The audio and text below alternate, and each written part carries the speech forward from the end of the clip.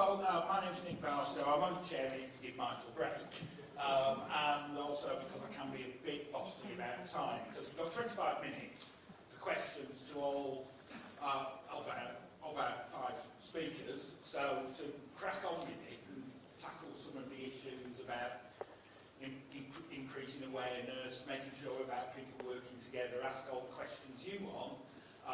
You're not going to have that long with this many people in the room. So we do have a roving mic, and I hope people will use it, as you realise not everyone can hear. So, put your hands up. Like there.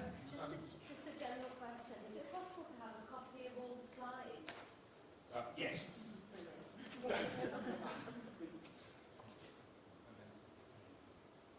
Hi Nick, just a point I want to raise, this forget-me-not system. Harping back, like I'm drawing an analogy, like 15 years ago, you remember raising awareness about prostate cancer from little acorns grow big oak trees. And that took a long time to actually get GPs and hospitals on board in terms of picking these things up early. You've got the forget-me-not system in the MRI. Is there any reluctance in the other big hospitals in Manchester, like Wythenshawe and North Manchester, to actually come on board with some kind of system like that? That's going to flag these cases up early so that people can pick it up? Or are they turning around and saying, no, we can't do that because it's normal? Start with Sue. There are lots of work going on around the country. So the hospitals are picking it up, and there's various schemes. There's the butterfly scheme nationally. There are many different ones. It's CRFT, the first ones in Manchester I was aware of. I'm sure there's work going on in South. I'm not clear about North, but there's some in the middle. You are doing that, are you? Okay, brilliant. That's good news. So it is, picking up speed, and with the National Dementia Sequence, being beefed up this year, and there is going to be lots more momentum, hopefully.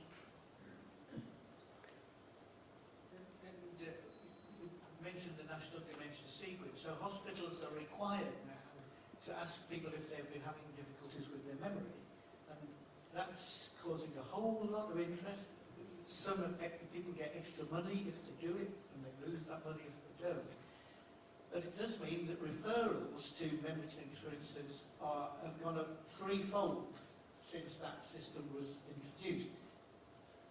We've already said there are logjams and problems. So we have to look at the systems of, once people have been identified, can we actually use that information in a sensible and worthwhile way? The gentleman back. Yes, thank you. Steve Evans from the North West Ambulance Service. Just to say, yes, we are here, even though we're not at the top table. I know, yeah.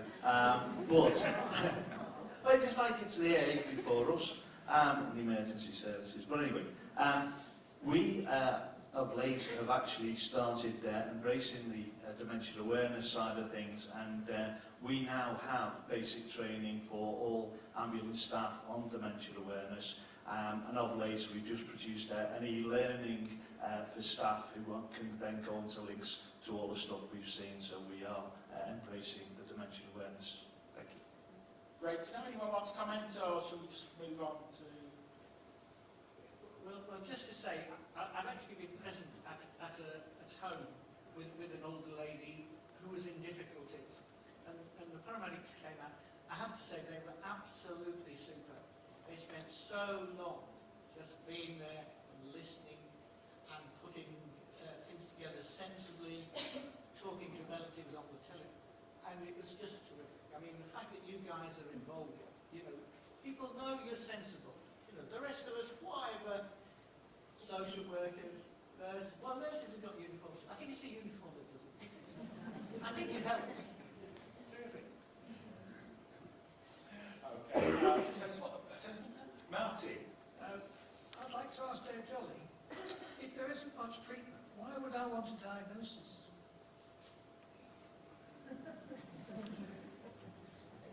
I'd like us to look at who's asking that.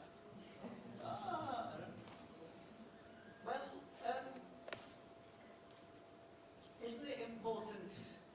It's important to recognise what the situation is. This is old-fashioned medicine. There was medicine before we had treatment. I mean, treatment's really a recent fashion, isn't it? That you think you can change things. Actually,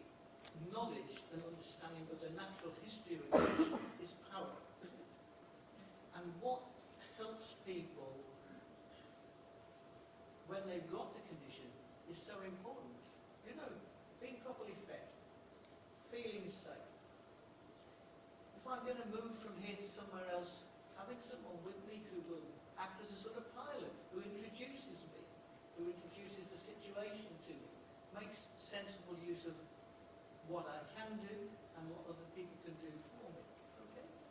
We might need better planning for the future. What am I going to do when my memory is even less good than it is now? What do I want to happen in terms of managing my monies, making decisions about my healthcare, my social welfare, identifying that vulnerability, and there are legal means of actually steering things in a way that I think I'll feel comfortable with. So there's those sort of things. And, also, I've said dementia is a condition. Once you've got it, it's going to be there when you die. And the fact that you've got the condition may mean it's difficult for you to express an opinion about, how I'm feeling and what I want to do. So maybe we will make some plans for the future. We'll make some advanced directives, maybe, about the sort of things that I think I'd like to do. So that's hugely important. Make sensible arrangements. There is the medicines, which we've mentioned. They make a useful contribution. But it's much more important to use all the old-fashioned skills that we've known about. Clinical skills, social care skills, so on. So I think it is very important. And I've also said, we tend to think about the positive thing, Yes, this person has got a dementia that's going to stay with them and progress. But often there are things that you can make an impact on. I mentioned hearing, medicines that there are too many of or too little of, all those sorts of things. So a lot to be said for it. I think Sue wants a quick word. Other hands up? Just to add to what Dave said, also to get diagnosis, then get access to appropriate services and across sectors, and also to benefit, so that you can get a reduction on your council tax if you have diagnosis of dementia. All those things that Dave said also about driving and making sure that you set the person with dementia will stay safe driving. So there's lots of benefits. We often hear people say how relieved they are to know what it was, because it's the uncertainty of not knowing what's wrong with somebody that causes them a lot of the anxiety. Cathy Ayrton from Methodist Homes Association. Both Ian and Bob mentioned about the fact that they have systems in place that record whether or not people are vulnerable. And you also mentioned that 28% of the people who you had contact with were named to social services. So in terms of as more people have dementia, there'll be more vulnerable people out in the community. What steps are being made to ensure that there are information sharing protocols in place so that people don't just sit on individual systems without any crossover, so that they remain, you might know they're at risk, but someone else might not. So what's going to be done to make sure that there's proper information sharing? We already do have those systems. So that incident wouldn't necessarily result in a referral, the one I showed you, or it might, but it's all about capturing the information. It's my team that make the decision about sharing it, not the frontline officers. They just capture that information for us. Once we've got it, we look, is there a history on our own systems? Because it could be the first incident, someone lost the keys, and that was mentioned earlier. We'll record that. We won't dismiss it, we record it, we just don't do anything about it. But the second occasion, well actually this has happened twice now, and it's in a month. So we'll share that information, and it's recorded on our system who we share it with and what their response is. We don't expect what they're going to do with that information, we just share that information. And then as a pattern forms or other factors come in, such as neighbourhood issues, we involve colleagues within the police and we'll demand a strategy meeting. It's a 15-minute presentation, but we do have systems already in place. All that'll mean is that my office will grow larger as the problem grows larger. I wasn't just thinking though about the systems that you have in place, I was thinking more that other agencies may be coming into contact, so it might not be the police, it might not be the fire service, and if there's no information sharing processes in place, that person will get increasingly vulnerable and it will take a crisis before you become aware of it. So it was more around we have reciprocal sharing of information. So part of what my team does is receive information as much as disseminate information. So we are like the Manchester Contact Centre. My team is like that for the police. So we take referrals in as much as we give referrals out. Yeah, I think it's a really good point, because traditionally that is where the problems lie, isn't it? People are all collecting little snippets of information and they're sitting isolated in, computers somewhere. I think I can say it's a very similar process for the fire service. So the firefighters, who may be the first ones who've identified that we've put this cooking fire out, but that this individual, there are some symptoms showing. I think there may be something to do with this person, either mental health or physical health, that needs you doing. That referral will come straight to us. So internally, I think that's sorted. But I think the important thing is how are we then linking in with those other people? So there are two ways. Obviously, any referral like that, we go to the Central Manchester Social Care number. So basically, if the police are doing that, and we're doing that, and the ambulance service are doing that, then there is your hub. That's your hub of knowledge that's coming there and saying, yeah, actually, you're the third agency that's contacted us about this. And that includes the public as well, doesn't it? Because that's what that's for. In addition to that, because generally that's the crisis at the end of the road, isn't it? And unfortunately, that is quite frequently where there's suddenly a big panic about, did you know about this person? And we did or we didn't. So part of my job has been building partnership agreements with people like Manchester Mental Health, people like Greater Manchester West Mental Health. I always get confused because there's Trust and Foundation and all sorts of things in it. But you know what I mean.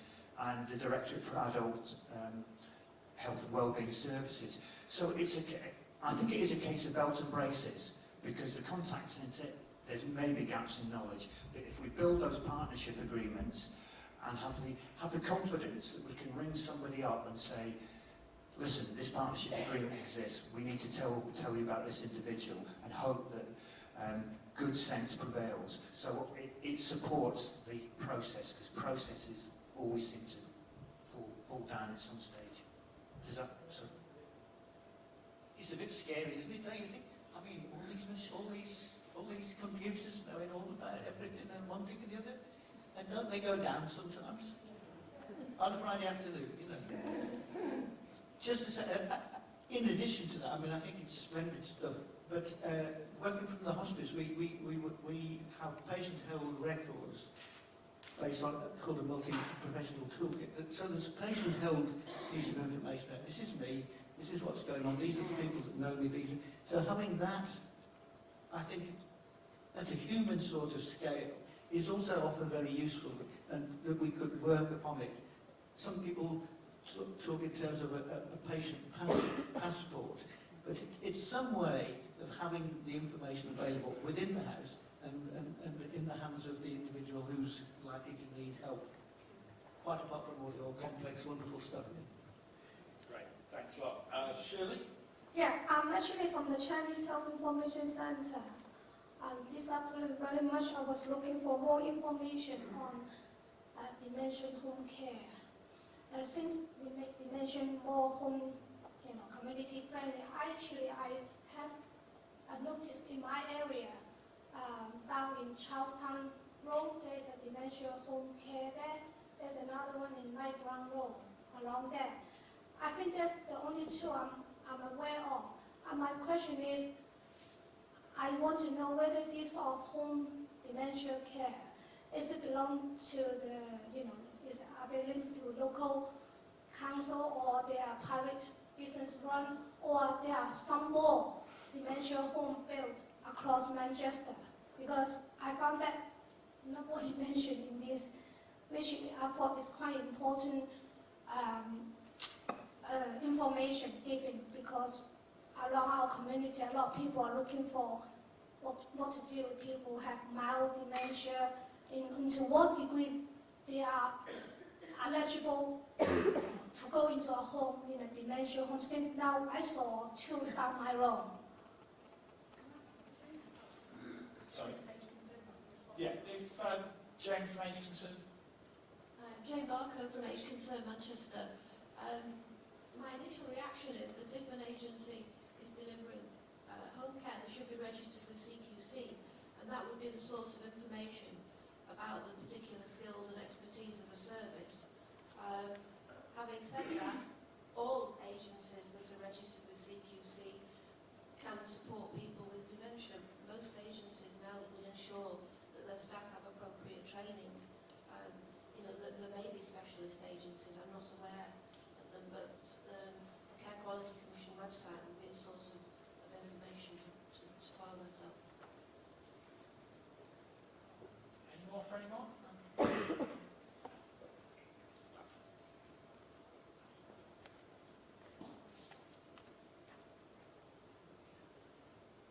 I just wanted to add something to what Professor Jolly was saying about passports, because I think it's a good example of something which doesn't need any new investment. It's something that can be progressed as it was done at the MRI, and it's something that people can use when if they do have to go into care. It tells you something about the person and adds to the dignity that that person may therefore be treated with. But there's a but added to it, and that is we've seen a lot of experience, and I have in my own family life seen experience of somebody going into care with a passport and with a staff in a care home of possibly 20-odd staff, and only one person after 3 years has ever read that passport about that particular person. So I'm not quite sure we can, you can lead the horse to water or whatever the expression is, but how do you persuade them to drink? I'm not quite sure. Anyway, I just wanted to add that about passports, because I think they're really important, and I think that we should all presume that we'll get dementia and have our passports written down on a piece of paper and take it with us wherever we go. That's what I feel about passports. Thanks, Mary. That's terrific, isn't it? And just making use of the information that's available is so important. People have been saying that. I mean, just last week I had a situation where how do you pass information on? I'm in a care home, I'd read the notes and this, that, and the other, and one of the features was that this individual with dementia was receiving quite a high dose of a particular antipsychotic medicine, okay? And as I talked to the nurse in charge, I said, well, this is one of the things that I'm concerned about. She said, he's not on an antipsychotic. Oh, I said, I must have misread what I've misunderstood, because... So we went and had a look, and there it is. And why didn't she know? Because it's prescribed, it's actually given at night time. So, within these closed walls, the blinkers are on, and it's so sad, isn't it? But it's in every situation, I think you've got to orchestrate things so that people use the information. And it's great to know that the infirmary is starting to use Forget-Me-Not scheme and whatever. But really you need, and I think probably the infirmary is already doing it, a champion on each ward. And in each care home, you need people who will pick things up. Methodist Homes is very good at this.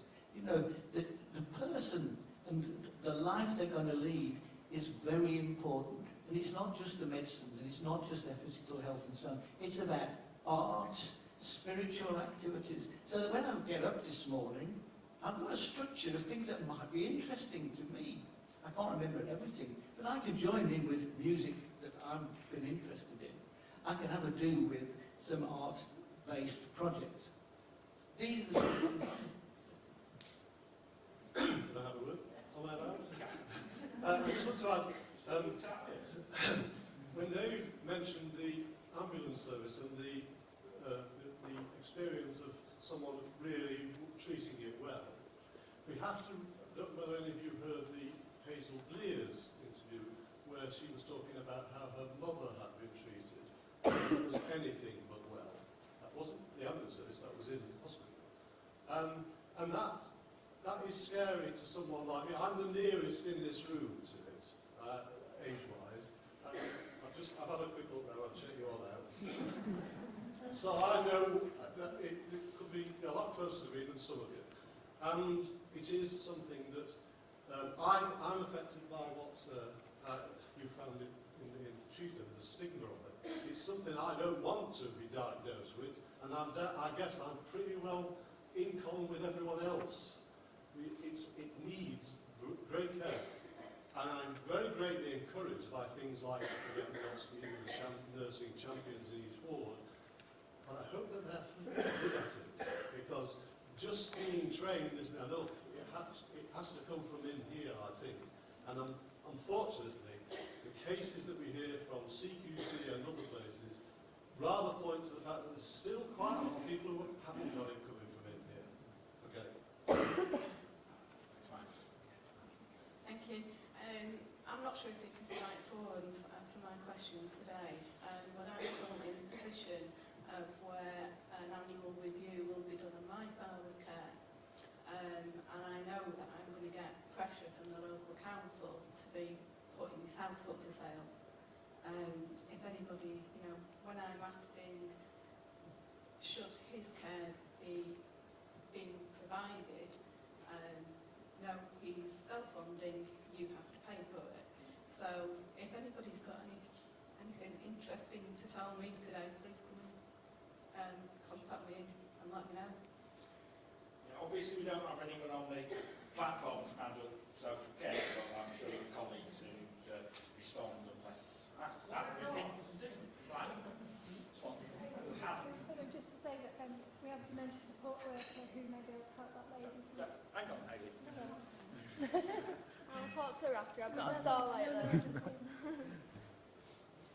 I just wanted to say that Alzheimer's Society's got a stall outside, and 2 points. One, that we do have dementia support workers who will be able to help you afterwards, but also that this is me's that you mentioned before. There are copies of those on the stall as well if anybody wants to take those. Thanks. Any other roles? This is for the little policeman, that lovely little man over there. I was out on my electric scooter, this is only a couple of weeks ago, and I broke down halfway from home, and I thought, oh my God, what do I do now? And I phoned up the police helpline, you know, the 872, it doesn't work now. And I phoned him up, and he said, how old are you? I said, I'm 67, why? Oh, all right. So they said, we'll send somebody to help you. I said, great, thank you very much. I was delighted. Eventually, the policeman came, a gorgeous-looking boy, absolutely gorgeous, 2 pair of dimples, and he was absolutely gorgeous. Could have fancied myself, being 30 years younger. But anyway, this little man was so helpful, and he got me to put the scooter on the lowest way it would go. And he kind of cruised me up Leicester Road till we got to halfway house. He said, I think you better go on the pavement now because we're never going to get you across the main road. I said, fine, okay. He ended up having to push me on the pavement to get to the other side of the pavement because he didn't have the impetus to go up the pavement. And he went all the way back to my house with me and pushed me up the ramp to get me back in the house. And he was so kind, I thought, such a lovely boy, you know, he was really, really nice. So I appreciate what you do. You do a fantastic job, and thank you very much.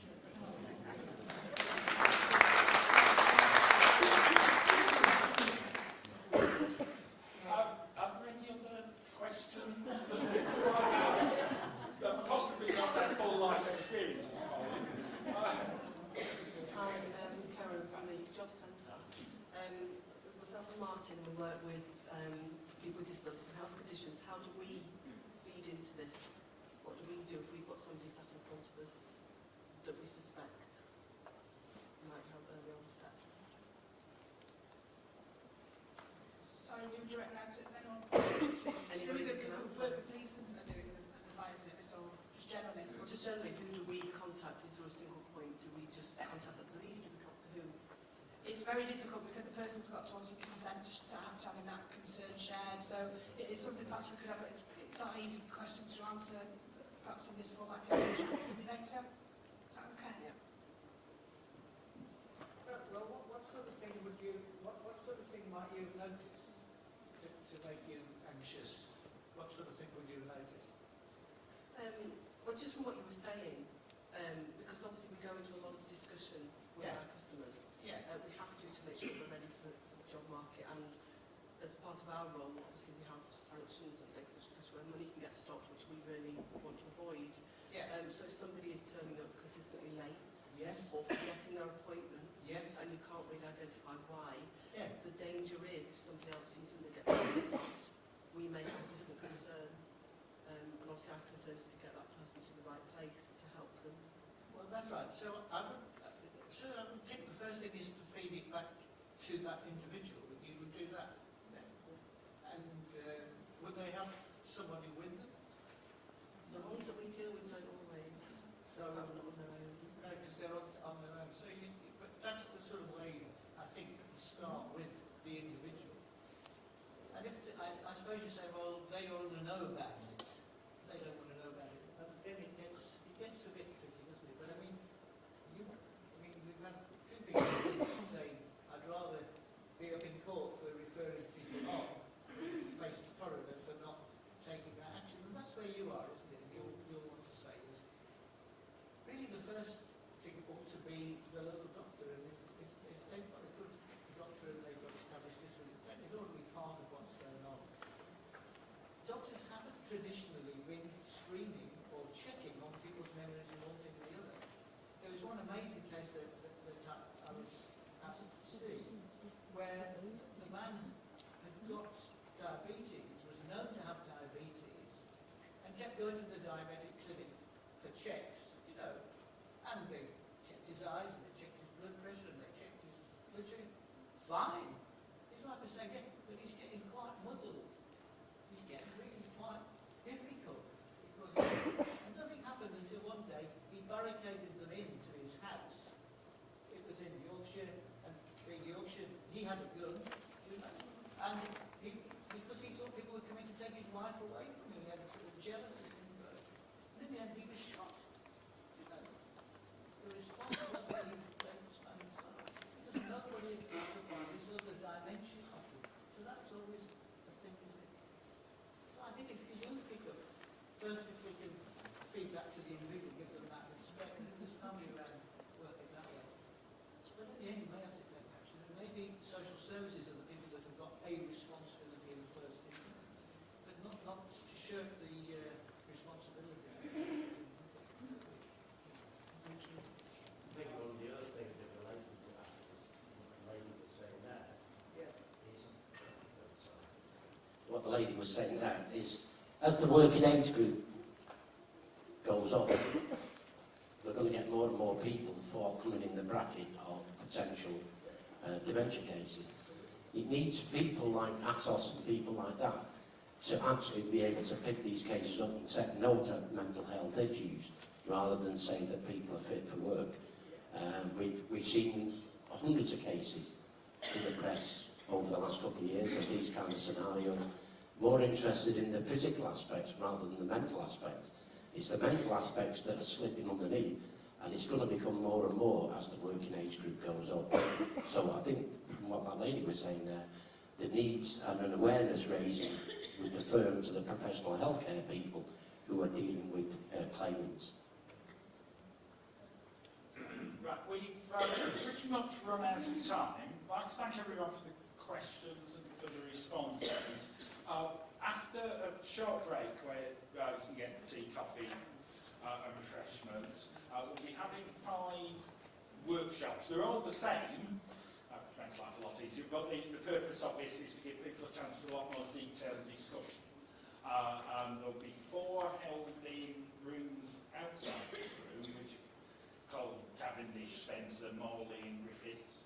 But there are notices telling you which rooms they're in. Basically, fill those up, and then people who are left will be in a possibly slightly larger session that Sue will facilitate in here. Thanks to colleagues from the Alzheimer's Society, Central Manchester Hospitals and North Manchester Hospitals for agreeing to facilitate those workshops. So if you take a brief break, and we'll